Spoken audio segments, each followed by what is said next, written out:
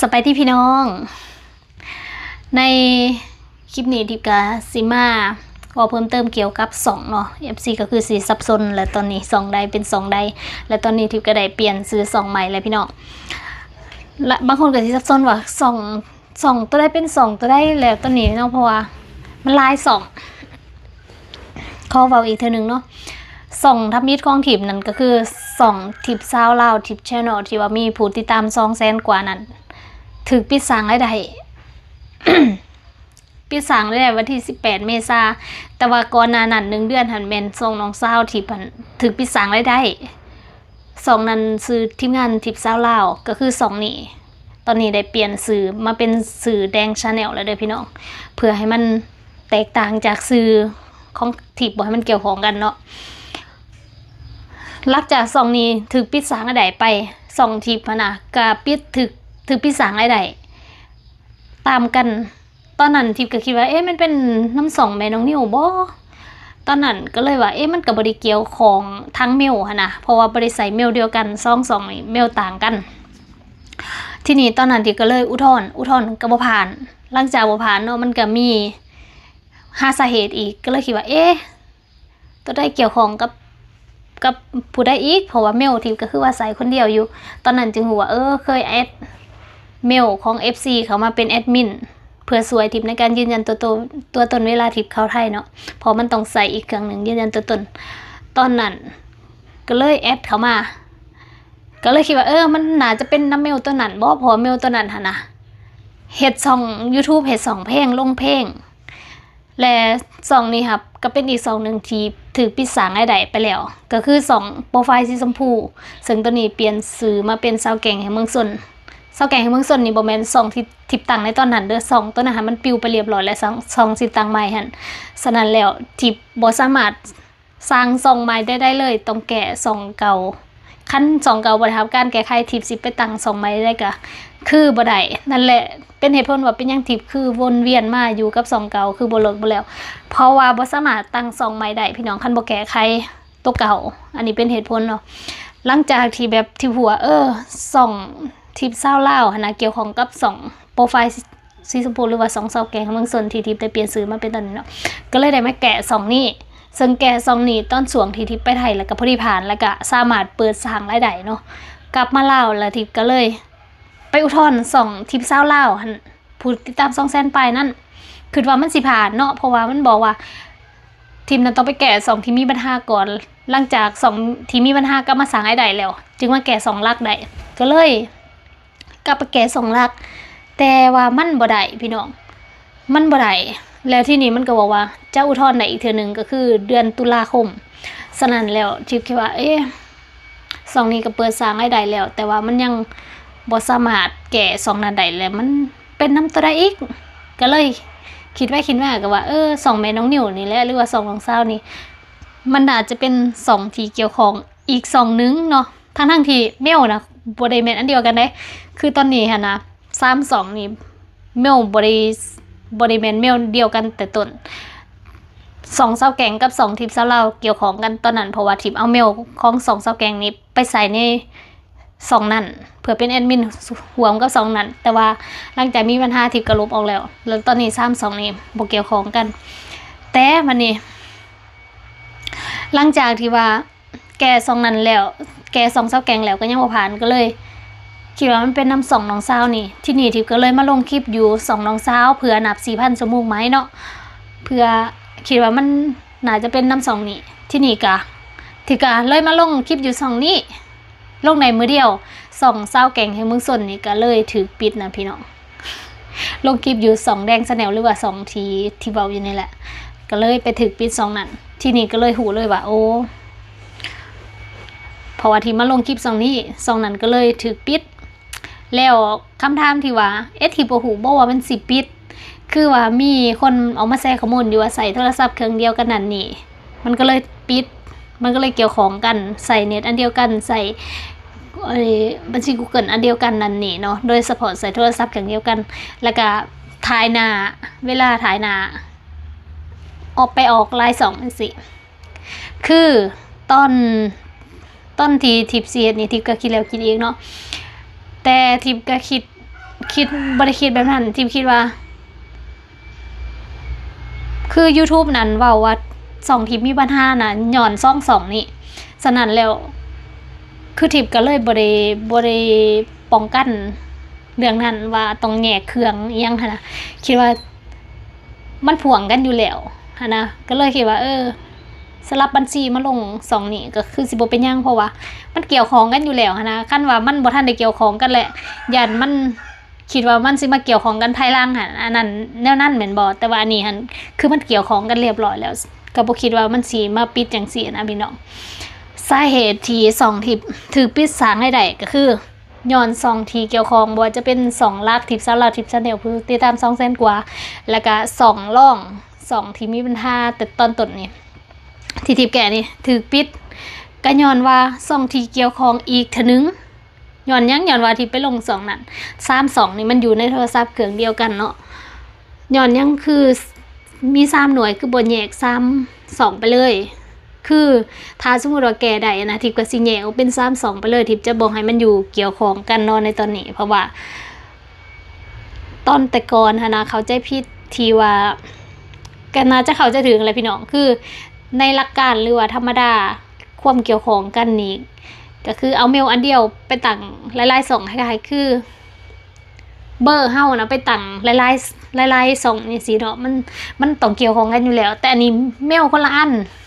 เมลในการสั่ง2นี่เป็นคนละอันแล้วก็แอดเซนหรือว่าบัญชีหับเงินก็คนละอันเลย32นี่บ่ได้เกี่ยวข้องกันเลยแต่ที่มันเกี่ยวข้องก็คือมันอยู่ในโทรศัพท์เครื่องเดียวกันซื่อๆพี่น้องก็เลยปิดไปนำกันนั่นเองแล้ววันนี้ถามว่าต้องเฮ็ดจังได๋คือสิ่งที่ทิพย์ต้องเฮ็ดทิพย์ก็คือต้องลงคลิป2นี้ให้ผ่าน 4,000 ชั่วโมงแล้วทิพย์ก็สิได้ไปแก้2ที่ถูกปิดไปเมื่อกี้แล้วก็จึงไปแก้2ลากทิพย์คันสมมุติว่าทิพย์แก้2นี้ได้ทิพย์ก็อาจจะได้2นั้นขึ้นมาก็กลายเป็น32 YouTube นั่นเองพี่น้องแต่ถ้าว่าลงครบแล้วแก้แล้วไปแก้ตัวนั้นบ่ได้นี่ก็คือสุดทางในสาย YouTube แล้วทิพย์ก็สิยอมแพ้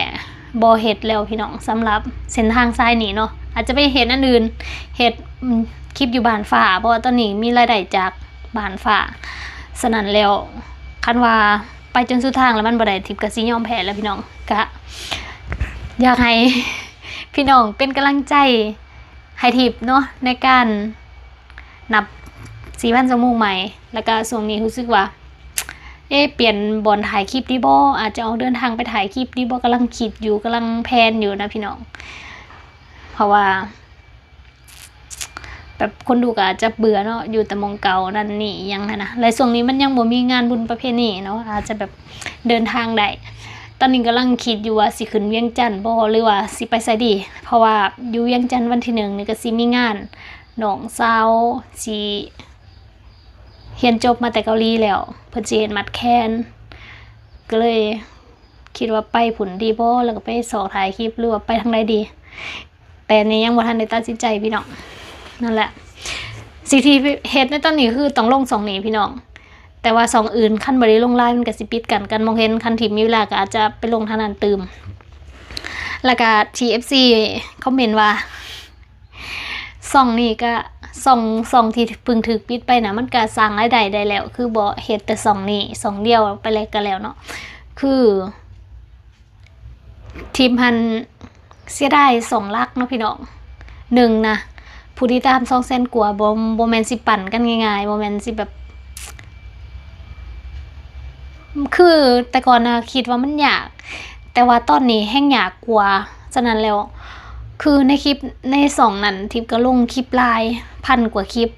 แล้วก็บางคลิปมันก็ยังขึ้นฟีดอยู่ฉะนั้นมันยังได้เงินอยู่นะคันว่ามันสามารถสร้างรายได้ได้มันก็ยังได้เงินอยู่แล้วมันก็ได้ไปตลอดอายุของ YouTube เลยคันบ่ถูกปิดฉะนั้นแล้ววิดีโอ1,000 กว่าได้พี่น้องคันว่าสิไปลบ2นั้นมาลง2นี้ก็มันคือสิบ่มีผู้ใดสิมาเบิ่งคืนนะคนที่เคยเบิ่งเนาะมันก็บ่ได้ว่าสิแบบวิว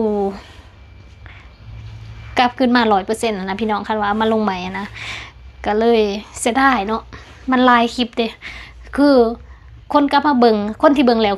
บ่เบิ่งอยู่แล้วแต่ว่าคนที่เขาบ่เคยเบิ่งเขาก็อาจจะเบิ่งแต่ว่ามันอาจจะบ่ได้เงินหลายเท่ากับว่าเอาลงใหม่แต่ว่าหลายคลิปนะพันกว่าคลิปมันก็ตื่มกันแม่นบ่กับเฮามาลงคลิปแต่ละมื้อมันก็มาบวกกันมันก็ได้กว่า2ใหม่ว่าซั่นซะคือ2นี้ก็เป็น2ใหม่แต่ว่าก็คันเทียบ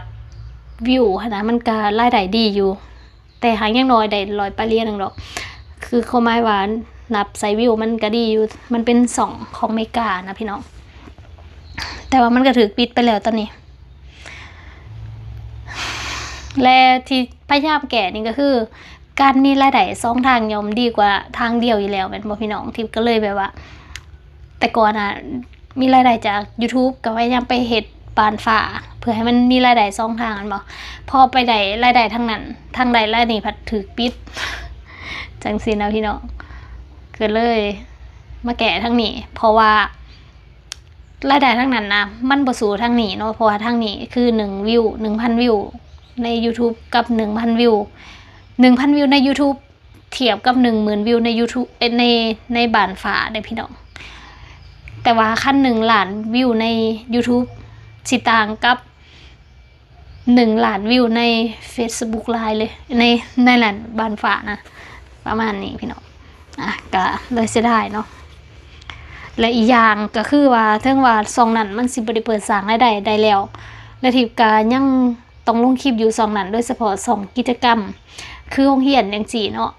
ทิพย์ได้เฮ็ดโรงเรียนแสงเจริญไปตอนนี้แต่ละ EP ก็ต้องลงซองนี้เพื่อให้มันต่อเนื่องกันเวลาแบบคนมาเบิ่งเพราะมันจะมีอัลบั้มไว้บ่แม่นแบบว่าซองนี้ปิดสร้างรายได้แล้วให้ทิพย์เอาคลิปไปลงบอนสร้างรายได้ได้สมมุติว่าซองนี้ทุกวิดก็ต้องย้ายอีกค่ะนะทิพย์จะบ่เฮ็ดจังซั่นมันอาจจะได้เงินทางทิพย์แต่ว่าคนที่เขา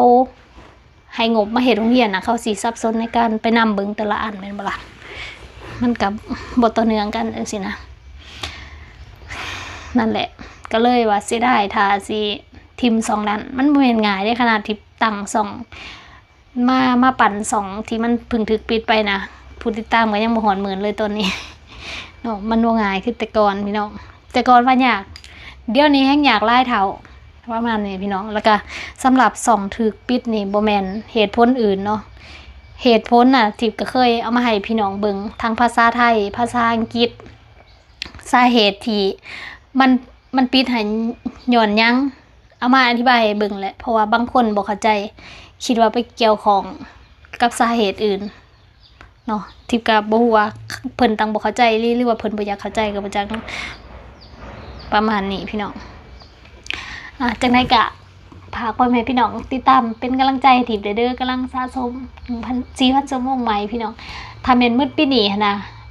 YouTube จะนับ 8,000 ชั่วโมงแล้วพี่น้องแฮงหนักก็เลยว่าต้องฝ่าวเฮ็ดนั่นแหละเป็นหยังคือทิพย์คือได้มาลงคลิป2นี่เพราะว่าทิพย์มีเวลาอีกเดือนหนึ่ง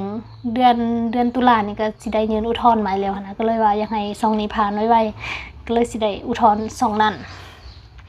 แล้วก็ถ้ามื้อปีนี้นะมันสิเปลี่ยนกฎใหม่แฮงสิยากกว่าเก่านะพี่น้องประมาณนี้จังได๋ก็เป็นกำลังใจให้ทิพย์เด้อขอบคุณหลายๆค่ะขอบคุณค่ะ